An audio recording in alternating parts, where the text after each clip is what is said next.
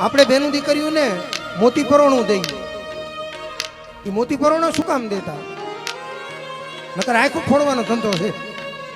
પણ મોતી પરોણું દીકરીને એટલા માટે દેવામાં આવતું, એમાં નોખા નોખા રંગના બધી જાતના મોતી હોય.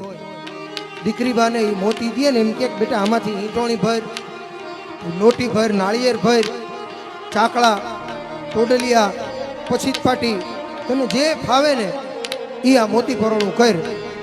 એ મોતી પરોવે ને દીકરી, એમાં નોખા નોખા રંગના મોતી હોય ને એની ડિઝાઇન બનાવે.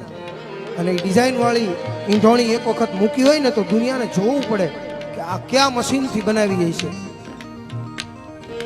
એની પાછળ એક બહુ મોટું વિજ્ઞાન હતું કે બેન, તું જ્યાં સાસરે જઈશ ને, જેમાં નોખા નોખા રંગના મોતી છે ને, એમ નોખા નોખા સ્વભાવના વ્યક્તિઓનો પરિવાર હશે.